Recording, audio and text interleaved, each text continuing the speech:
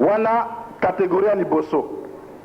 Catégorie ya mibale akomaki yango na bato, donc des lettres particulières oyo tozali komona net na Timothée, na Tite, na Philemon, bazali bato oyo apôtre Paul akomelaka mikanda. Tozali komona biso moko ngape même particulièrement nazwa déjà mokanda ya papa. Wana mokanda ezali kaka ya ngai na papa, ezali mpona bato nyonso te. Oyo etali ya bato nyonso akotinda yango na kombo ya lingomba. Bomoni ndenge mpe Paul azalaki kosala.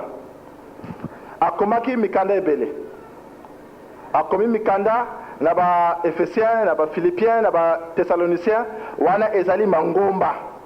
Akomi mpe mikanda na Timothée, na Tite, na Philemon, wana bazali bato. Mais cadre oyo biso tozali ezali mokanda oyo Philemon, plutôt Paul akomaki na lingomba ya Philippiens.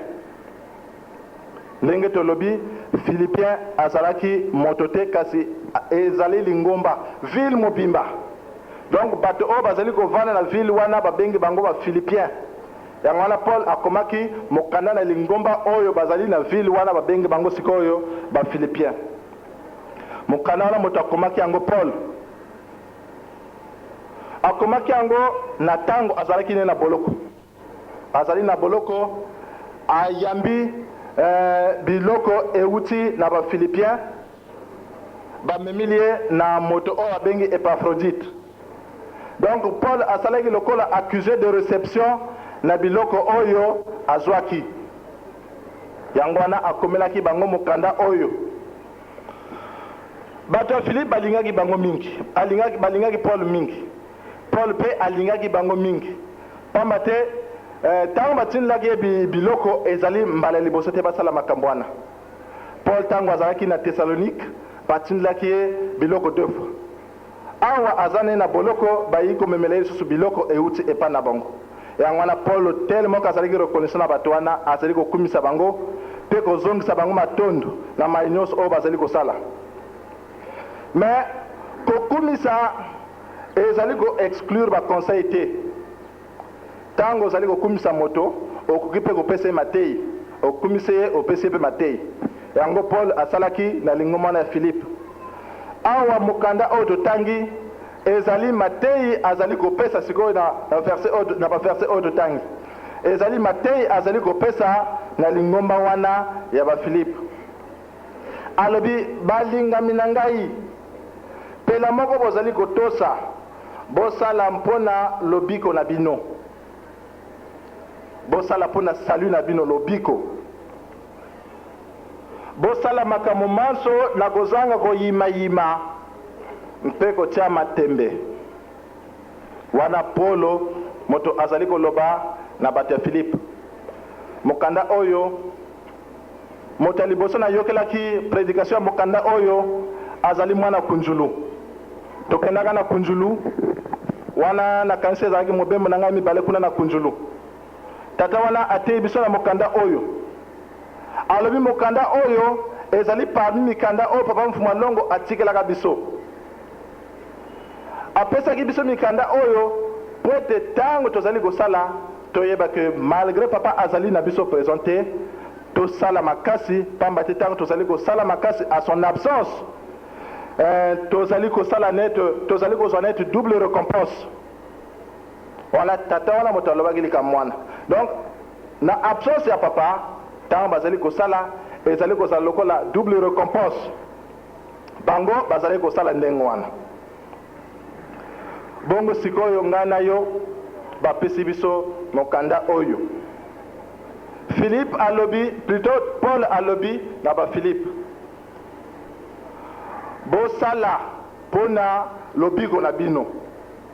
Non seulement tango nazali na bino présent, mais tango pe nazali absent na bino.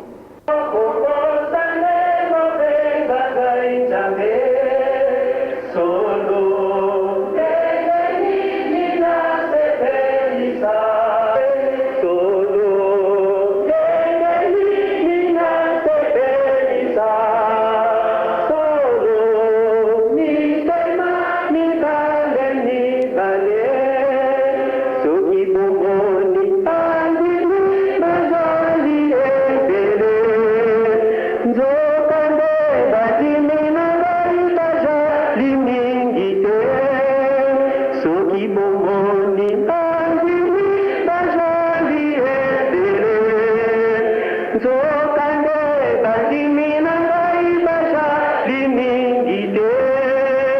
Solo ngai ninapepesa. Solo nisema nibale nibale. Merci Fluki. Na telemi na kumba tata mwana pe mwimo santu. Kimbonisme oye! Kimbonisme oye! Kimbonisme oye!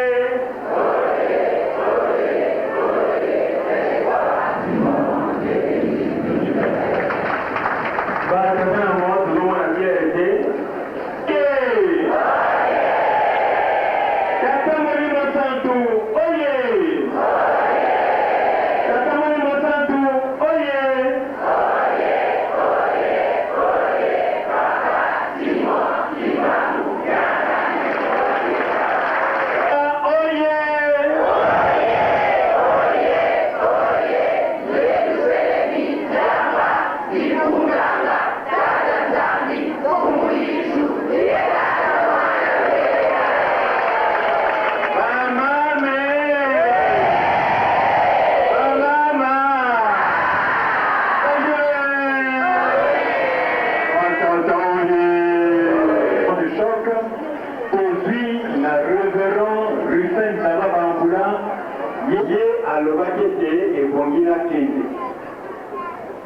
nazala elongo na bandeko na biso bakimbangiste mpe na nsima ale soki nalandi traitement oyo bakopesa kuna mpe nazwi nzela na kokende mpo ete mokonzi ya mboka président azovoyage ebongi baambassadeur na baambassadrice na gouvernement na bakor nyonso tu bazala kuna na mayamaya kokisa maboko ntango tokotala na bravometre tokosenga na mama ambassadrice ya RDC awa na Congo Brazzaville bamama ye